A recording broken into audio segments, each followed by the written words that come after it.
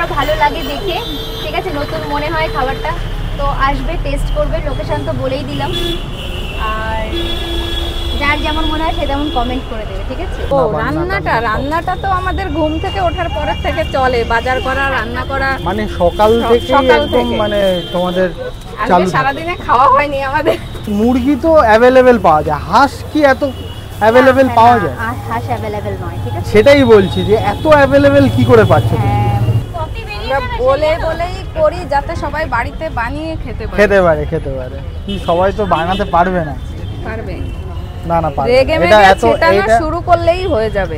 এটা অত সহজ না, আমি একদিন চেষ্টা করে দেখেছি। চেষ্টা করেছে বাবা। এত হাঁস কোথা থেকে পাচ্ছ? কোনো কারখানা পেয়েছো? না, একটু দূরে যেতে হয় আমাকে হাঁস আনতে, ঠিক আছে। আচ্ছা, বর্ধমান থেকে হাঁস আসে। বাবা, বর্ধমান থেকে হাঁস এনে আমাদের খাওয়াচ্ছে, আর তার জন্য দেখো কতটা ভিড়। দেখাও।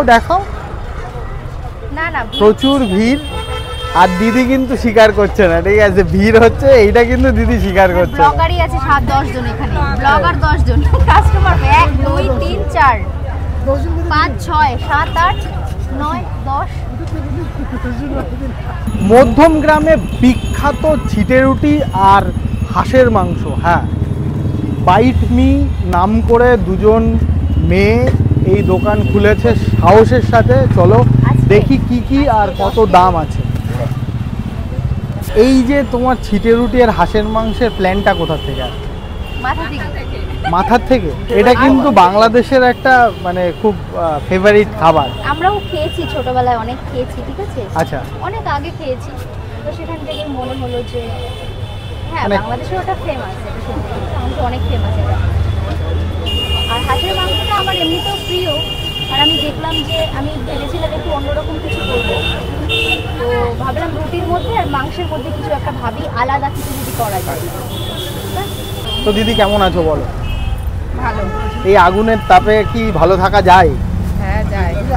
এটা কি মানে ছিটে রুটি তোমার দায়িত্বেই আছে? দায়িত্ব দুজনেরই থাকে, যে যখন পারে সে তখন বানায়। আচ্ছা, মানে দুজনই বানাতে পারে। হ্যাঁ। আচ্ছা, তোমার নামটা একটু বলে দাও। কৃষ্ণা।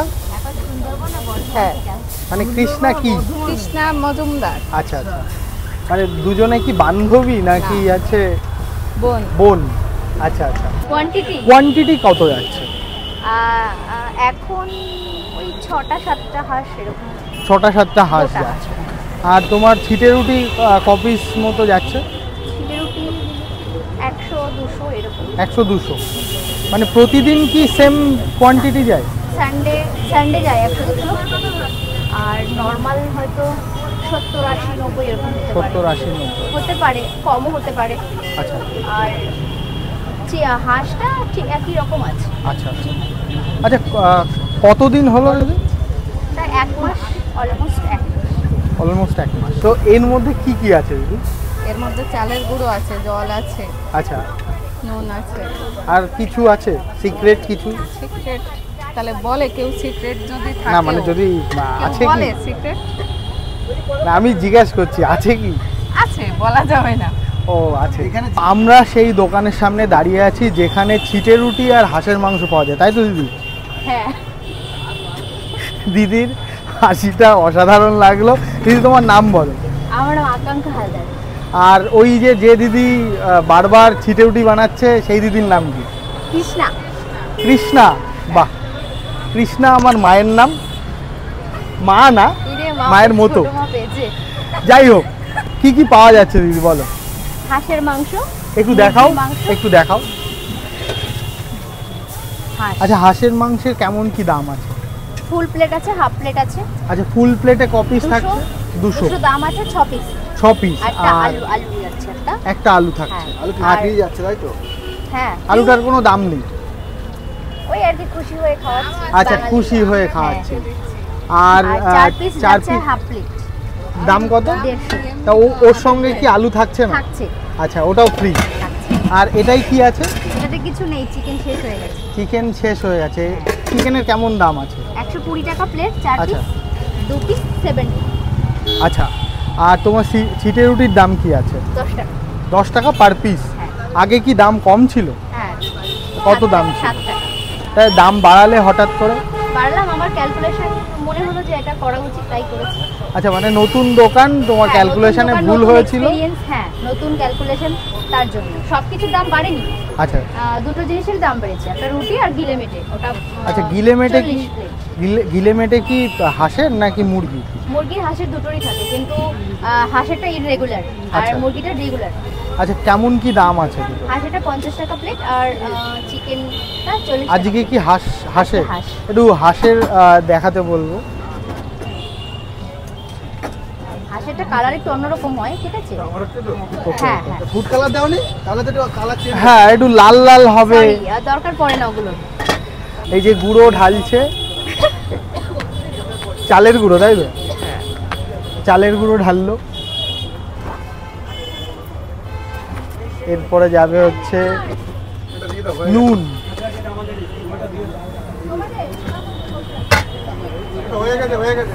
এবার কিন্তু রেসিপি ফাঁস হয়ে যাবে। যদি দিয়ে দিয়ে চালের গুঁড়ো, নুন আর লবণ, দে তো। মানে জল যাচ্ছে এখন।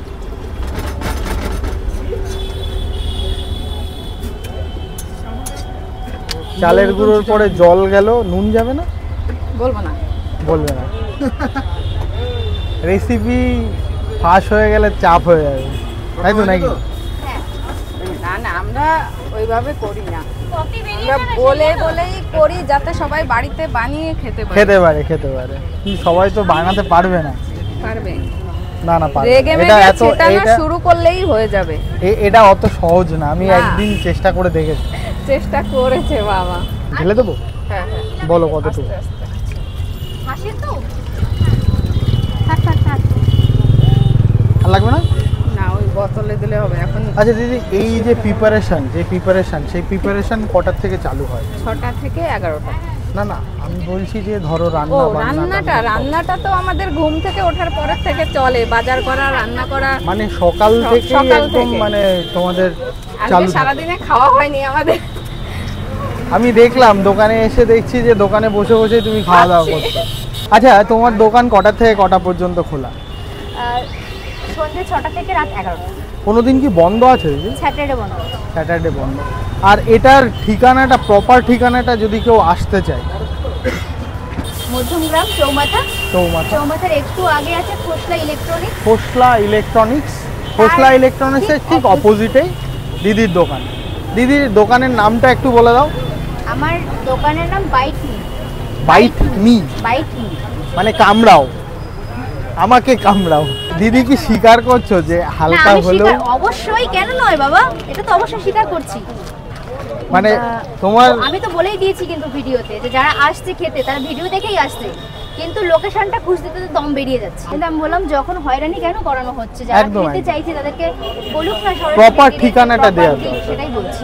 তো দিদিদের দোকানে অবশ্যই করে একবার করে ভিজিট করো, আর খাওয়া দাওয়া করে তোমাদের এক্সপিরিয়েন্সটা কমেন্টসে অবশ্যই জানাবে।